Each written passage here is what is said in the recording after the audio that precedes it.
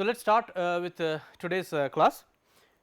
Just where we left off yesterday, remember we were talking about, so this was lecture number 7, and yesterday the last part of lecture number 6 we were talking about the units of rate constant, right, and for a first order reaction we found that the unit of rate constant would be the inverse of time, it is either inverse of second, minutes, hours, right. If you go for a second order reaction, so it would be like this: liter, mole inverse, time inverse, making sure that whichever is having the positive exponent is written at the very first, and then you go to a zero order reaction. So, for the zero order reaction what happens is the rate is equal to k times the concentration of the reactant raised to the power 0, that means rate is equal to k. So, whatever the unit of rate is, that turns out to be the unit of k, the rate constant. We did a very quick example, and the example was that if you are given a reaction where both A and B are involved as the reactants, and it is told to you that the reaction is first order with respect to A and first order with respect to B, then can you write the rate expression? You assume the time to be in minutes. Okay. So, and this was the last thing we did yesterday, where we saw that if we have this as given according to the question, rate is equal to k times A raised to the power 1, concentration of A raised to the power 1, concentration of B raised to the power 1, then the overall order is 1 plus 1 equal to 2, and then what is the unit of rate constant? The unit of rate constant then turns out to be the unit of rate over the unit of the concentration of A times the unit of the concentration of B, and hence this is what we end up with. Now, quickly if you do if we do one more thing, which is, suppose we take another example, right, it is continuation of the same thing. We say this is example B. Okay. We have a reaction, okay, between A and B. Okay. So, these are the two reactants, and it is again said that the reaction is first order with respect to A, and okay, say second order with respect to B. Okay. So, then when you write the rate expression, so the rate expression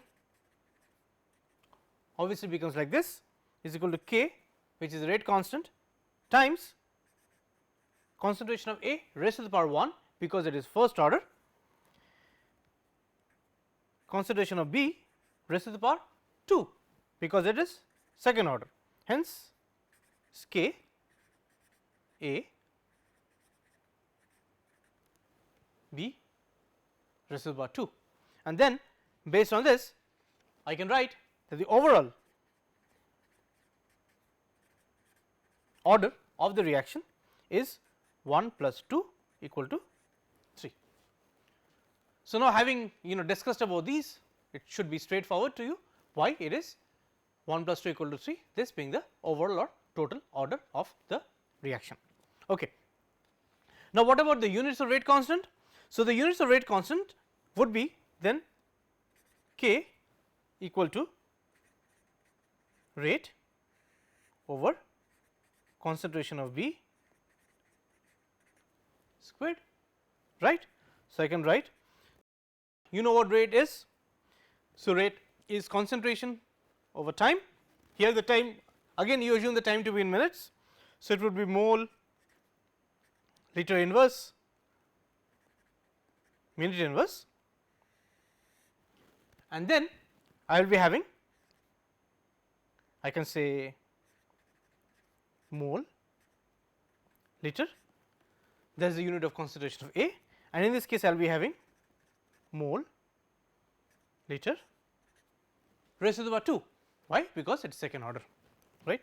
So, here now as you will realize that the first mole liter and this one cancels out, and I will be left with liter squared mole is 2 minute minus 1. So, then this would be the unit of the rate constant k. Okay.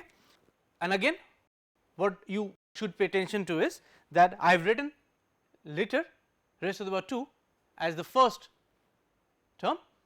Why? Because here I have the positive exponent and then the negative ones come later. Hopefully now you can given a certain rate expression or given a question like this, you would be able to find out the rate expression, write the rate expression, find the total order of the reaction and then even go ahead and find the units of the rate constant. Having looked at rate expression and also having looked at the rate constant, you must be wondering about this. What is the significance of rate and rate constant? Well, what I mean by this will soon be clear when I go ahead with this topic. Now, what happens is, because rate depends upon the concentrations, so rate will vary with the concentrations of your reactants. Okay. So, the rate will vary with the concentration of reactants. Then what it becomes is a problem when if you are trying to compare reactions. Why? Because if you change the concentration, the rate will change, right. So, what I can say is this: the rate is not of much use. Again, the rate is not of much use in quantifying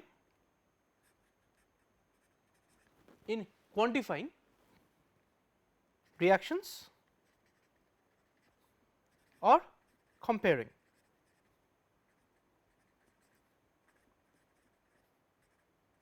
Reactions, right. So, this is important because it says the rate is not of much use.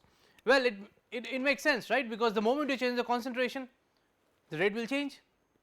Comparing reactions, the concentrations if they differ, then again you cannot compare the rate. However, there is a way out. What is the way out? Well, the way out is, you realize now what I am trying to tell you or what I am trying to reach at is that the rate constant is a constant at a given temperature, right, and is independent of the concentrations of the reactants. Okay. There are a few important terms out here. So, the rate constant is a constant at a given temperature. This is important because the rate constant does depend upon temperature, the Arrhenius equation which we will come to later, and also it is independent of the concentrations of the reactants, right. Hence, you can see, as opposed to rate can easily be used, that means the rate constant can easily be used to quantify and compare reactions. Okay. So, while rate of the reaction is in some sense useless because it depends upon the concentrations, but the rate constant at any given temperature is independent of the concentration of the reactants, and hence you can always use to quantify or compare certain reactions or compare reactions. Not only that, if you know the rate constant and the order of the reaction, you can easily write down the rate expression, right. You can easily write down the rate expression for that reaction. Okay. So, because what is rate is equal to say k times concentration of A raised to the power n, like we had done before, say rate is equal to k times concentration of A, the reactant, raised to the power n, which is the order. So, if you know the rate constant k, if you know n, then you easily write down the rate expression. So, that was in some sense the significance of the rate and the rate constant. Okay, you can understand the rate constant is fundamentally much more useful because of the fact that it is a constant independent of the concentrations, but do keep in mind it does depend upon temperature. So, if you are comparing two different reactions, you better compare them at the same temperature, because rate constant would otherwise differ. Whatever we have done up till now in when we are talking about the rates, the average rate, the instantaneous rate and all these things, we were mostly focusing on what? Drawing of tangents, right. But the drawing of tangents is not always advised, right. So, for this what we do is we go for something known as integrated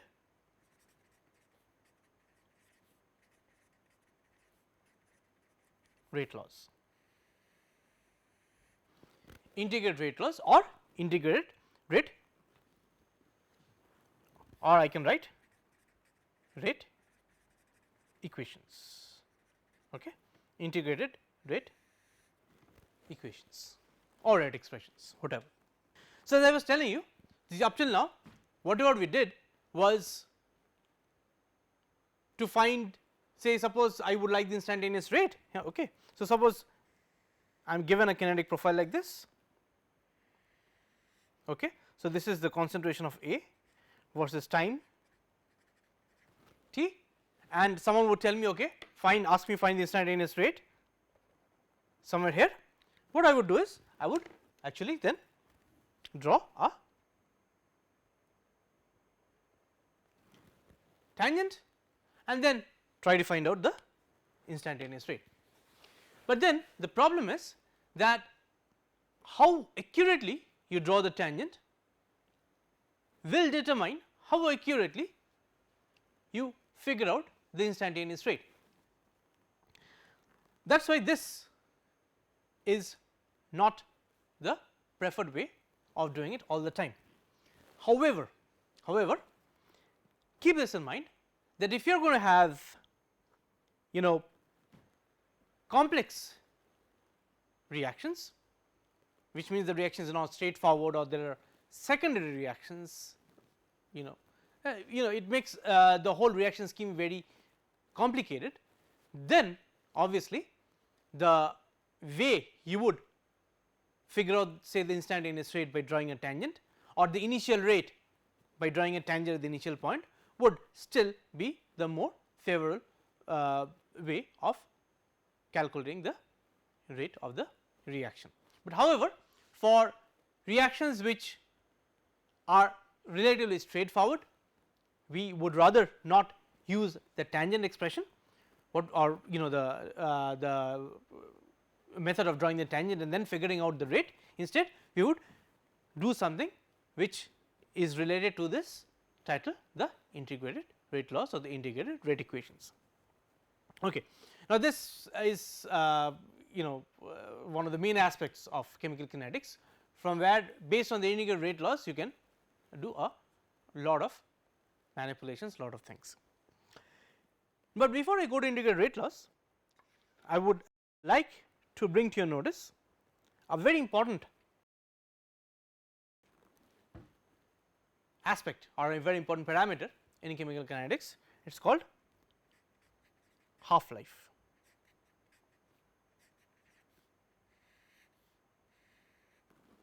For a given reaction.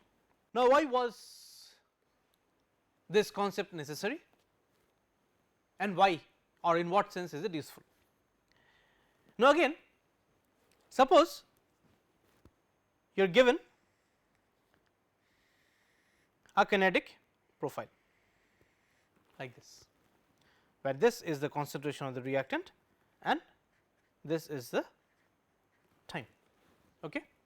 Now, yes, one thing is that I can go and derive the integrated rate expression and work based on that, but if I want to take a step back and based on this kinetic profile I want to say something at the preliminary level about this reaction, can I do that, and if I can, what would I base it on?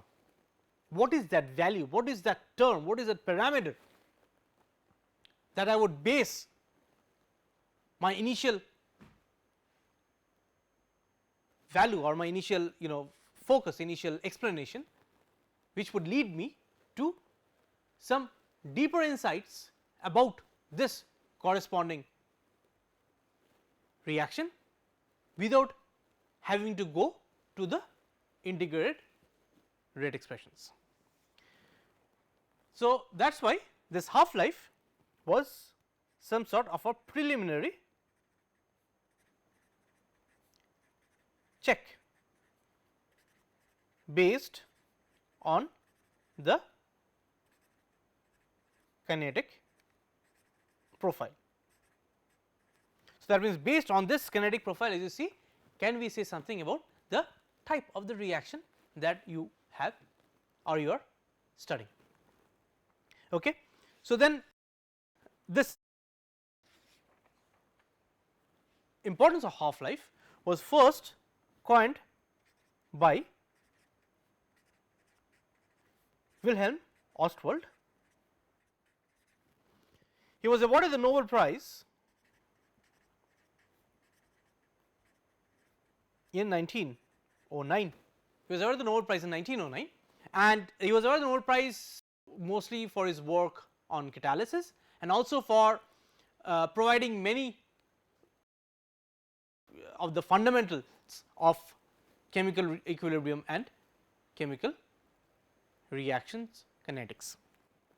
So, Wilhelm Ostwald, so this would be L, sorry, Wilhelm Ostwald was the first person who said that half life at the preliminary level would already tell us or provide us appreciable or significant information about the reaction that we have in our hands or that we are studying.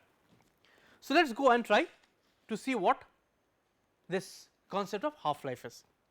So, when we say when we say half life, what we mean by that is that, or we are trying to define half life, right. So, half life, this is the time. So, remember it is half life, half life is defined in terms of the time. So, this is the time it takes for the concentration of the reactant. So, again what is half life? Half life is the time it takes for the concentration of the reactant to fall to one half of its initial value. So, again what is half life? Half life is the time it takes for the concentration of the reactant to fall to one half of its initial value. Now, this is important. Okay. how do we visualize this on the graph itself or the kinetic profile itself? Again as usual, let us draw a kinetic profile. Okay. So, as we always say, this is the concentration of the reactant being A, and this is time, whatever unit it be, seconds, minutes, hours. Now, suppose we have a profile which goes something like this.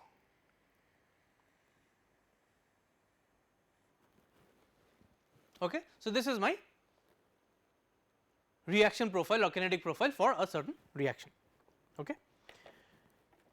Now, this value, so this would be time 0 for me, so exactly the initial time. So, this value out here is my, so I can write here this is A 0. So, what is A 0? So, then A 0 is the initial value of the reactant. So, that means at the moment the reaction is starting, the value of this reactant is A 0, as 0 refers to time 0.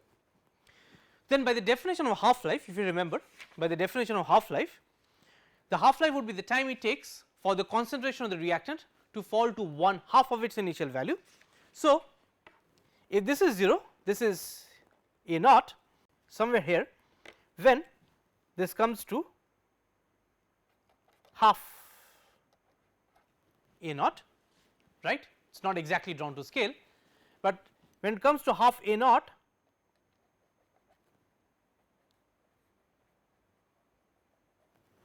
is half A naught, this time from here to here is called T half. Well, I will come back to this again. Now, what you can also figure from here is that if I am having half A naught, so from here to here I can again come to half of it. So, let this be, so let this be, so let me put this,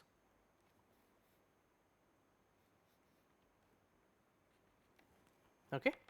So, then this is 1/4 A naught, right, and I can even go and say that, okay, this is half of this gap, and I can write 1/8 A naught. Okay. So, just let me complete this, then I will explain what I am trying to achieve out here.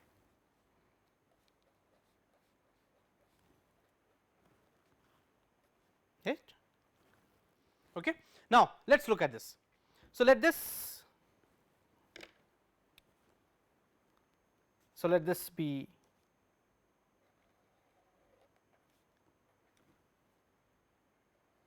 the corresponding intervals, time intervals, and remember I have my time axis on the x axis, the time on my x axis, right. So, now look, from A naught the half life says that is the time required to go down to half of the concentration of A naught, which is half A naught. So, this would be my T half, I can say 1, I will tell you why I am saying 1. Now, again when I reach half A naught, so then between 0 and half A naught I can again decrease the concentration by half, which will become 1/4 A naught. So, this 1/4 A naught would be my next time, right. So, from here to here, so for example from here to here you can see I can write this is T half 2, right, and again this would be T half 3. Okay. So, which I did not mention before. So, this T half is referred to as the half life, that is the symbol of half life that we always use, right. When I go from A naught to half A naught, the time it takes me to go to half of my initial concentration is T half, right. Now we see here in red I have written T half 1. T half 1 means, again if I write here T half 1 means the first half life. Then what about T half 2? T half 2 is the second half life. What is the second half life? Second half life is the time it takes my concentration to fall from half A naught to half of half A naught, which is 1/4 A naught. So, then T half 2 is my second half life, and likewise T half 3 is my third half life, right. The concept of half life is the same. What is it? It tells you at the time it takes for me to go to half of the initial concentration of the reactant, right. So, if my initial concentration of reactant is A naught, then the time it takes for me to go to half of A naught is T half 1, which is the first half life. Why is first half? Because A naught is the initial concentration I am starting with. Now, when I go from half A naught to half of that, so if now half A naught is my initial concentration, right, and then I am going to half of that, which is 1/4 A naught, then the time taken for that is T half 2. So, it is my second half life. Then again half of 1/4 A naught, which is 1/8 A naught, the time taken to go from 1/4 A naught to half of 1/4 A naught, which is 1/8 A naught, is my third half life T half 3. Okay. So, as you can see from this kinetic profile, you will be able to figure out based on the manner in which the concentration of the reactant is decreasing, where the first, second and third half lives would be. Generally when we say half life, we always mean the first half life, that is what we are talking about, unless and until it is specifically mentioned to you, go for the subsequent, say the second half life or the third half life and so on. The first half life is the one we generally consider, and that is what we will mostly focus on. And when I say half life, that is typically what I mean, the first half life, right. So, yes, from this kinetic profile, what we now know to do is, given the starting reactant concentration, given the manner in which it decreases, the concentration of the reactant decreases as a function of time, we will be able to figure out from this experimental curve what my half life would be. Now, what is the significance of this? Why we consider this to be a preliminary check? It would not be clear right now to you. It will only become more clear or clearer if I start discussing about the integrated rate expressions or the integrated rate laws, and then bring this concept of half life in and make the connection.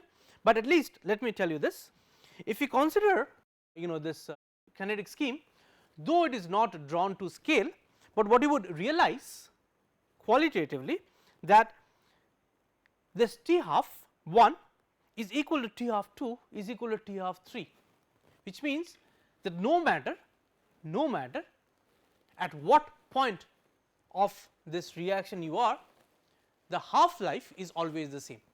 That means the half life is independent of the concentration of your reactant, right. So, let me write this again. What I am saying out here is, remember we said that the half life can be a preliminary check. What did I mean by that?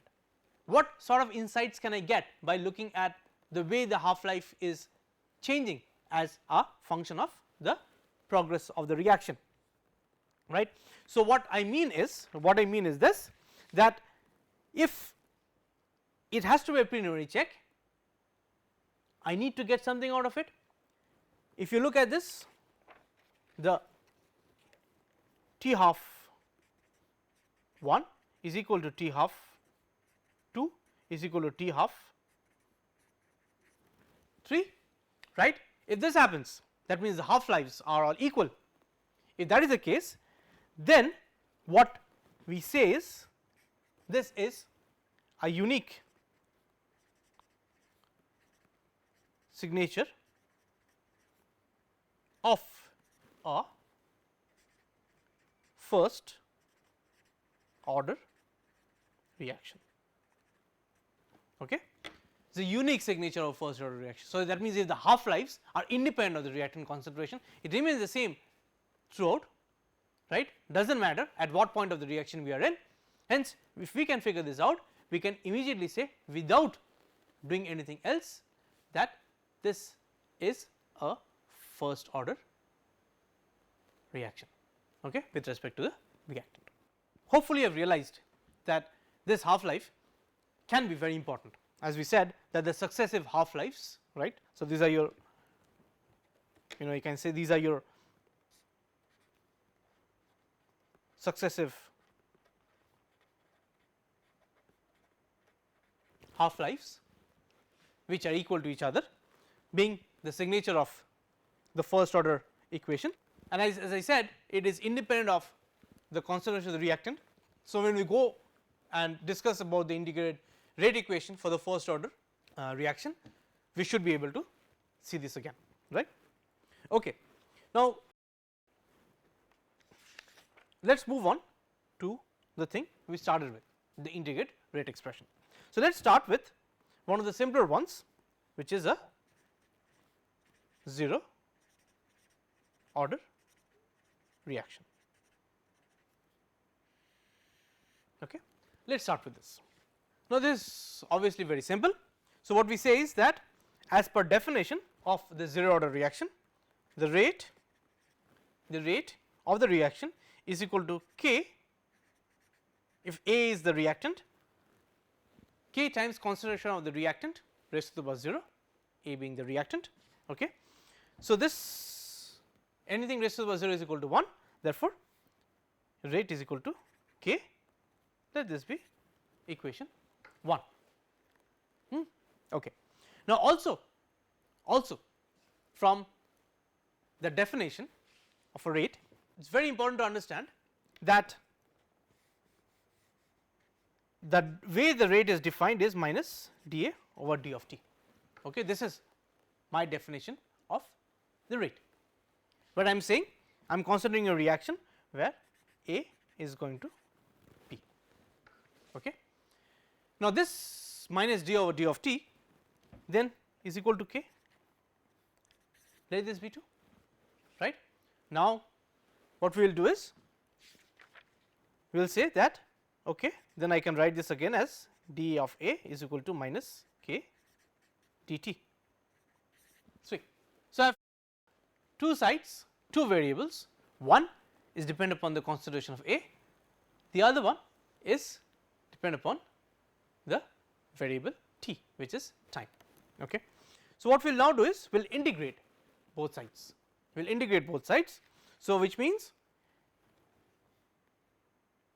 d of A is equal to minus K d of t, and what do we integrate it between? We integrate between t is equal to 0, t is equal to 0, that means the initial time reaction is not yet started or just about to start with t is equal to t. So, this is my interval.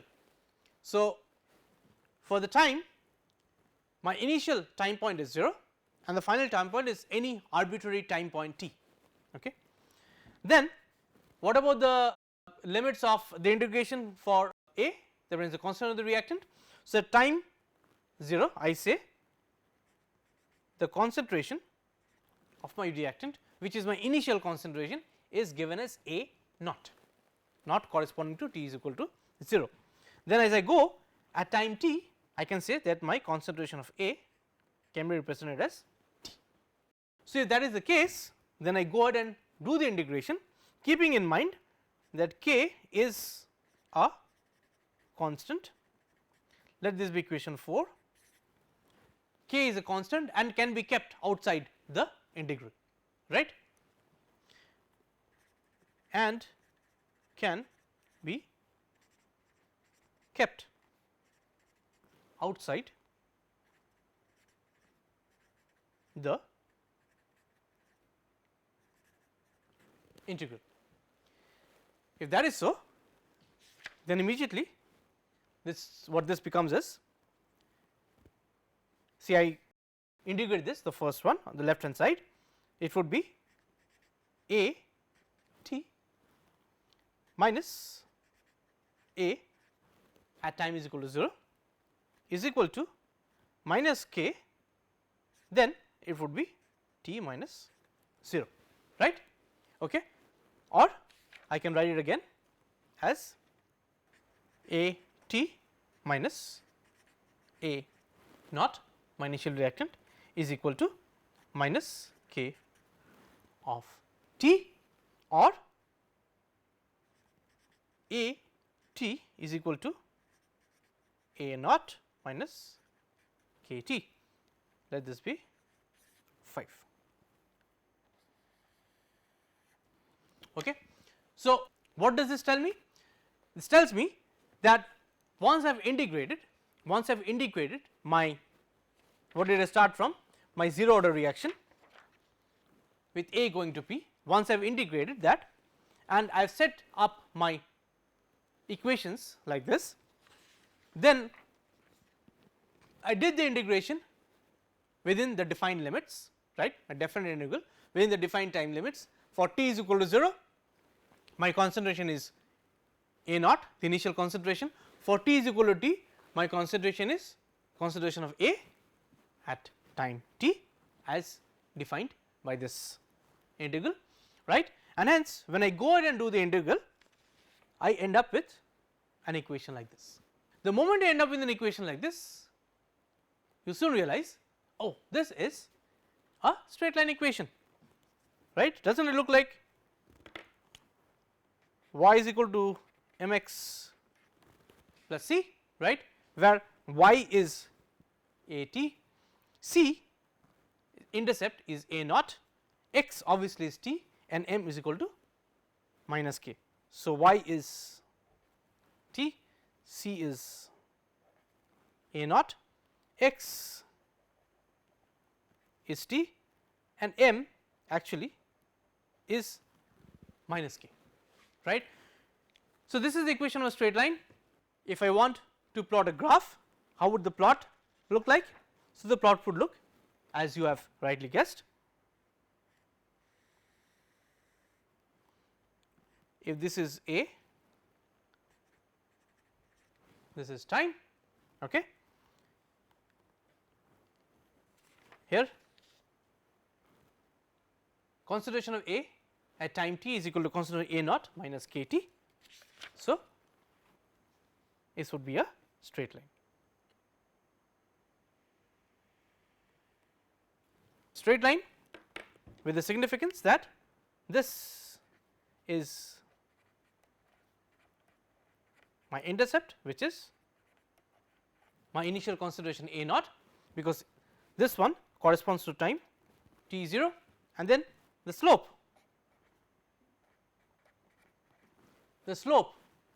is equal to minus k based on my equation A t is equal to A naught minus k t. So, this is the equation I have plotted out here, right. The equation of a straight line with a negative slope. Because the slope is negative, the negative slope is equal to minus k, and from there I get k. So, I get the rate constant, okay. And one more important thing is that if for a reaction this profile is maintained, that means if plot of the concentration of A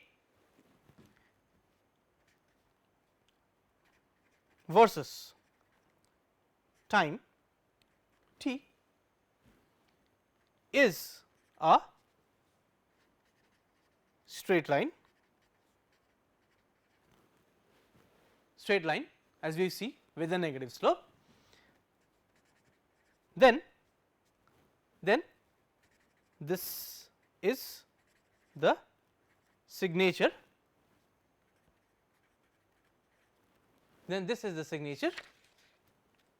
of a 0 order reaction, okay. So, then this is the signature of a zero order reaction. Now, this is extremely important to keep in mind. Okay. So, you might not be given anything, you just might be given a graph plotted like this, and you might be asked what type of a reaction does it signify, and that is what you have to say, or that is what you have to keep in mind while you give the answer. So, which means again that if it is zero order kinetics, or the reaction you are studying follows zero order kinetics, then the plot of A versus t, that is the concentration of A at time t versus the time t, should be linear like this. And as I said again, the slope being negative by itself, this is equal to minus k, right, and hence you get k, which is a positive value, the rate constant, right, and that is why this graph is giving you. Okay. So, that was about the integrated rate expression and the plot. Plots are very useful for chemical kinetics, because as I was saying, even for a half life plot, even in a half life from a kinetic reaction profile or the plot from a zero order reaction, you would be able to figure out what type of a reaction you are talking about. Okay. Now, let us consider the half life, right. So, let us consider the half life for a zero order reaction.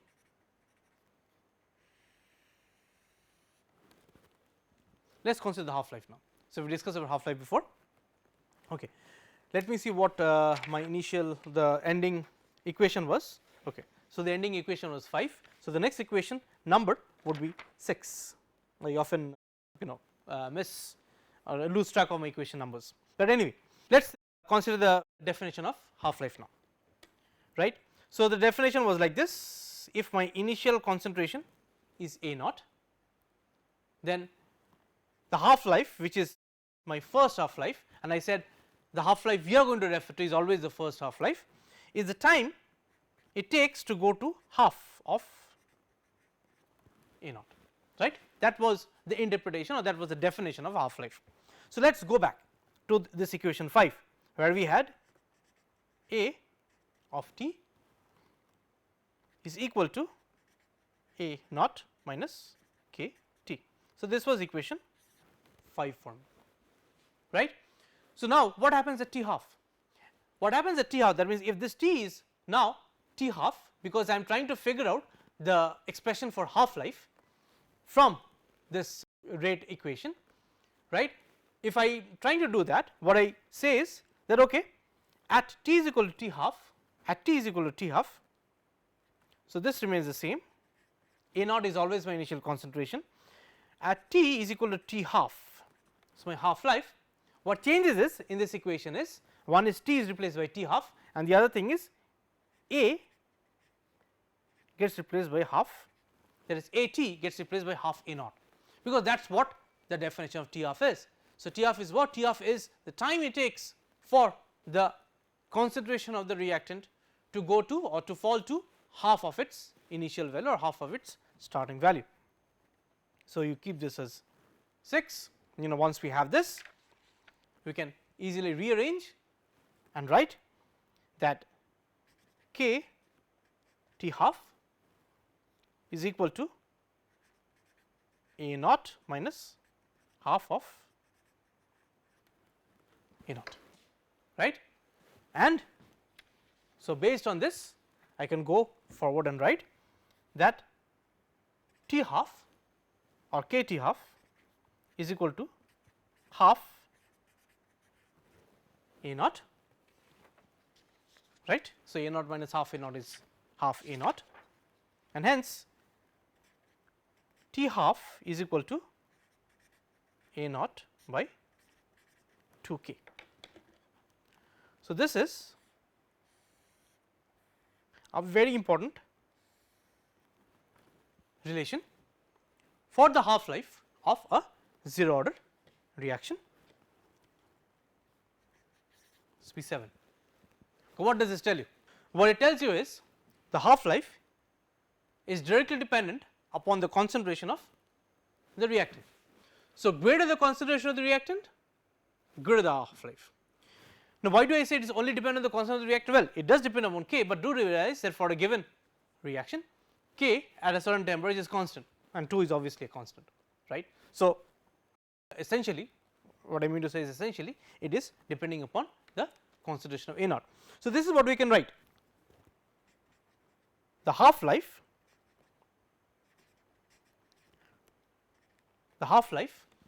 for a 0 order reaction is proportional to the concentration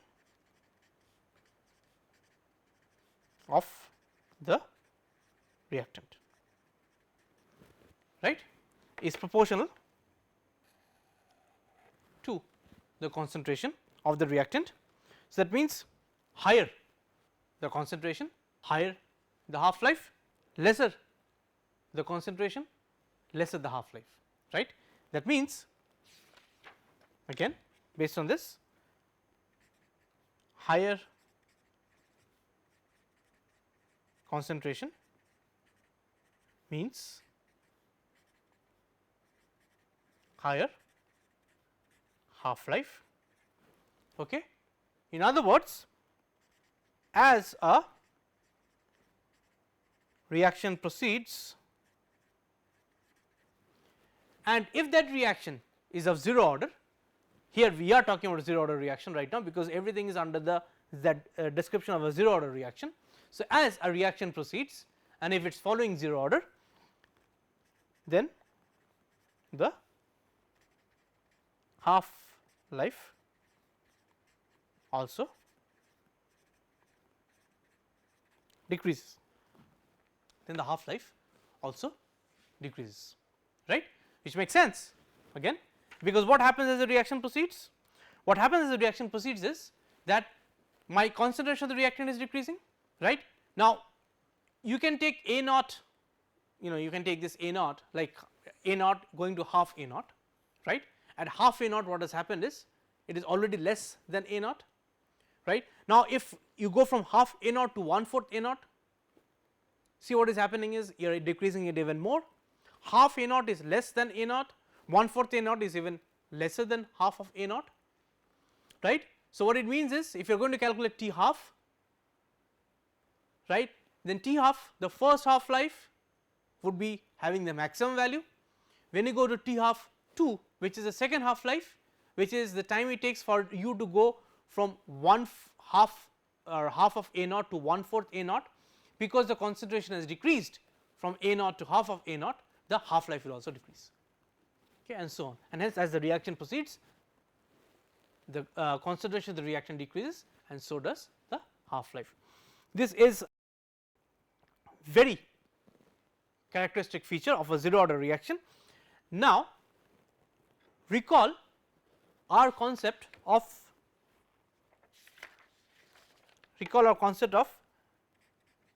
half life being used as a preliminary check, okay, and this is what was meant.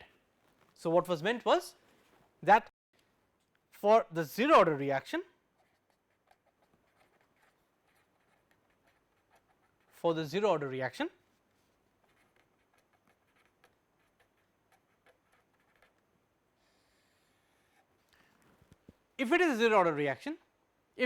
reaction, then as the reaction proceeds, the half life decreases.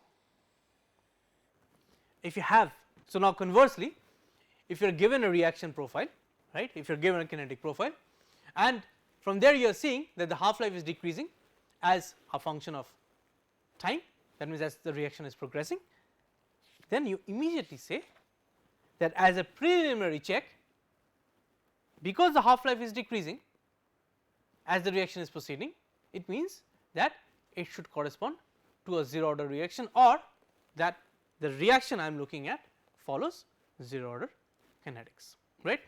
Hopefully now, having discussed half life before we started this integrated rate laws or integrated rate equations, that time I was telling you that half life can be used as a preliminary check. Then we moved on to the 0 order, integrated it out, got this linear dependence of the concentration on time, negative slope. From the slope you get minus k, and hence you get k being a positive quantity, but then you see half life, it decreases as the reaction is progressing, and then it tells you as again a preliminary check. I am using this word each and every time, having not done anything else, just using the half life you are able to tell that this reaction must follow 0 order kinetics. Okay. So, you can see that today in this class we have entered this realm of integrated rate laws or integrated rate equations. We are done with the 0 order rate equation. So, what we will do is in the next class we will focus on the first order and second order rate equations, and then again move on from there and discuss the other aspects of chemical kinetics. Okay. Thank you.